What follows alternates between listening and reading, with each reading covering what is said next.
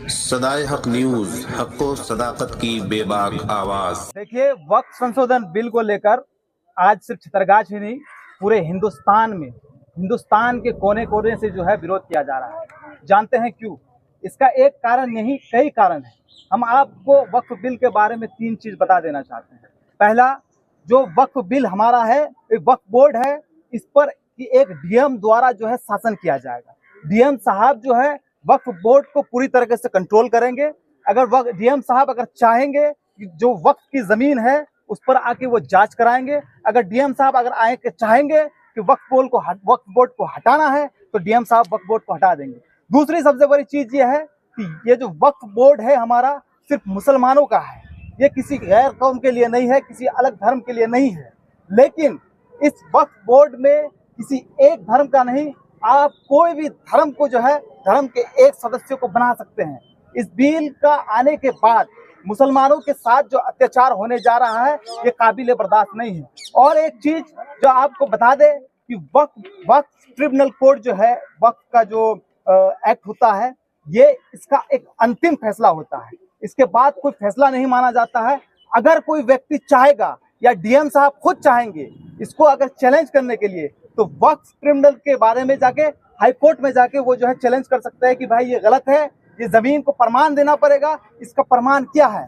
इससे जो है हमारा क्या होगा कि जो हमारी कब्रिस्तान है, कई जगह जो है जो मस्जिदें हैं जिसका कोई अभी प्रमाण नहीं है, ऐसी स्थिति में जो है डीएम साहब जाके जमीन को रद्द करा सकते हैं, जमीन को जो है सरकारी बना सकते हैं और जो है हमारी मस्जिद हो या कब्रिस्तान हो इसको छीन सकते हैं। और हम इस संशोधन का जो है कड़ी निंदा करते हैं। निंदा ही नहीं, हम तमाम मुसलमान जो है इसका रिजेक्ट करते हैं। और आप देश के जितने भी मुसलमान हैं यही कहेंगे कि भैया इस बिल को जो है लागू होने नहीं देना है, इसका पूरी तरीके से विरोध करना है। बाकी जो है आज अलविदा जुमा में all India Muslim personal law board की तरफ से ये ऐलान किया गया था कि पूरे मुल्क के मुसलमान काली पट्टी बांधकर अपने दाहिने बाजू पर वक्फ अमेंडमेंट बिल 2024 की मुखालफत करें। हम लोग यहाँ शाही जामा मस्जिद छतरगाछ के सामने ईदगाह के ग्राउंड में वक्फ अमेंडमेंट बिल के ख़िलाफ़ एहतिजाज कर रहे हैं और हमने अपने बाजुओं पर काली पट्टी बांध रखी है। ये इस बात की अलामत है कि हम सरकार से मुतालबा करते हैं और मांग करते हैं कि हम इस बिल के ख़िलाफ़ हैं और वक्फ बिल को वापस लिया जाए। ये हमारी मांग है, ये हमारा मुतालबा है। दूसरी बात यह है कि ये भाजपा सरकार जब से सत्ता में आई है 2014 से, तो ये इस तरह के कवानीन बना रही है जो हमारे संविधान के ख़िलाफ़ है। बड़े अफसोस के साथ कहना पड़ता है कि बाबा भीमराव अंबेडकर और उनके साथी जो बड़े विद्वान थे, उन लोगों ने जो संविधान मुल्क के लिए तैयार किया था, देश के लिए तैयार किया था, और देश की गंगा जमनी तहजीब जिससे संवर रही थी, देश को तरक्की मिल रही थी, उस संविधान के साथ छेड़छाड़ किया जा रहा है। उस संविधान को बदलने की, उस संविधान में तरह तरह के संशोधन करने की कोशिशें की जा रही है। इस सरकार ने संविधान में ऐसे ऐसे अमेंडमेंट किए हैं जो संविधान की रूह के खिलाफ है, जो संविधान जो एकता की बात करता है, जो तमाम लोगों को बराबर इंसाफ देने की बात करता है, आज उसी संविधान का उल्लंघन किया जा रहा है और उसके खिलाफ कवानीन बनाए जा रहे हैं। वक्फ अमेंडमेंट बिल 2024 ये भी संविधान के खिलाफ है। हम इसलिए नहीं लड़ रहे हैं कि ये सिर्फ हमारे खिलाफ है, बल्कि हम इसलिए लड़ रहे हैं कि ये हमारे संविधान के खिलाफ है, ये हमारे मूल अधिकारों के खिलाफ है, ये हमारी आस्था के खिलाफ है। संविधान ने जो हमें मजहबी आज़ादी दी है और मजहबी आस्था का जो मामला है, मुसलमान जो वाकिफ़ होता है, वक्फ करता है अपनी प्रॉपर्टी को, अपनी ज़मीन को अल्लाह के नाम पर, तो वाकिफ़ की मंशा ये होती है कि इसमें किसी का कोई अमल दखल ना हो, किसी सरकार का या गैर सरकारी इदारे का कोई अमल दखल उस पर नहीं हो सकता है। लेकिन सरकार ये बिल लाकर इस पर जो है हस्तक्षेप करना चाहती है। ये सरासर गैर कानूनी काम है और इंसाफ के खिलाफ ये काम हो रहा है। इसलिए हम इस बिल की मुखालफत कर रहे हैं। और इस तरीके से ये वक्फ बोर्ड कहा जाता है, ये हमारे बाप दादाओं ने डोनेट की इस जमीन को, ठीक है ना, कि इसमें गरीब, मजदूर, लाचार, बेबस जितने भी लोग हैं, चाहे वो मुसलमान हो, हिंदू हो, किसी भी जाति कौम के हो, इसके प्रॉपर्टी से जो फायदा हो, बेनिफिट हो, उन गरीबों को पहुंचाया जाए।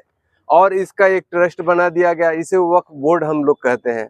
और इस वक्फ बोर्ड से बहुत सारे गरीब लोगों को फायदा है, जैसे कि ये वक्फ की जमीन है, इतनी सारी दुकानें हैं, कितने गरीब लोग दुकान करके अभी इसमें खा रहे हैं, रोजगार कर रहे हैं, सब चल रहे हैं खुशी खुशी। इसमें सिर्फ क्या मुसलमान ही है, इसमें मारवाड़ी भी है, हिंदू भी है, मुसलमान भी है, हर तबके के लोग हैं।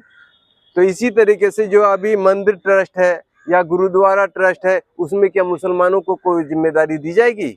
नहीं दी जाएगी। तो ये मुसलमानों की जमीन को सरकार अपने कब्जे में लेने के लिए, मुसलमानों को बेदखल करने के लिए ये साजिश रची है बस। तो हम चाह रहे हैं ये सरकार से कि ये बिल, ये काला कानून है, इसको वापस लिया जाए। अभी सुनने में आ रहा है कि ये कोई सीओ है, वो अब बोल रहे हैं कि मुसलमान अपने छतों में भी नमाज नहीं पढ़ सकता है। क्या पागलपन अंधा, समझ में नहीं आ रहा। मोहम्मद नूरुल हक, छतरगाछ। सरकार का देखिए, सबसे पहले तो हम आपको बधाई देते हैं कि जो ये वक्फ अमेंडमेंट बिल के खिलाफ आज जो छतरगाछ का जो आम अवाम इस एहतजाज में शामिल हुआ है, खाली छतरगाछ ही नहीं बल्कि हिंदुस्तान के हर एक मस्जिदों में और हर मदारिसों में ये आज हम लोग मुसलमान जो है निकल के वक्फ अमेंडमेंट एक्ट का खिलाफ कर रहे हैं। आपने कहा कि जदयू का नेता, ये याद रखिए, जदयू या कोई भी पार्टी बाद में, पहले उनकी जो कौम और उसकी मिल्लत सबसे पहले आती है, धर्म सबसे पहले आती है। और जब हम ही ना रहेंगे तो फिर हमारा पार्टी क्या होगा? जब हम ही जिंदा ना रहेंगे, हमारी अस्तित्व पर आँच आ जाएगी, तो फिर हमारा पार्टी का अस्तित्व क्या रहेगा? आज हमारे नूरुल साहब ने कहा है कि ये जो वक्फ की जो जमीनें है, ये हमारी पुरखों की दी हुई कुर्बानी है। उन्होंने दान और डोनेट करके वक्फ को गिफ्ट की है, और इस जमीन पर केवल और केवल किसी की अगर मालिकाना हक है तो वो मुसलमानों का है। उसी तरह से हर धर्म का एक अपना ट्रस्ट होता है, और ये कॉन्स्टिट्यूशनली जो है इक्वलिटी कहता है। आज हमारा कॉन्स्टिट्यूशन क्या कहता है? समानता का अधिकार। लेकिन यहाँ जो भारत सरकार है, जो बैठी हुई गद्दी पर तानाशाह हुक्मरान है, वो हुक्मरान केवल इसी मंदिर मस्जिद घंटा लोटा करके जो है केवल सदाए हक न्यूज, हक़ सदाकत की बेबाक आवाज।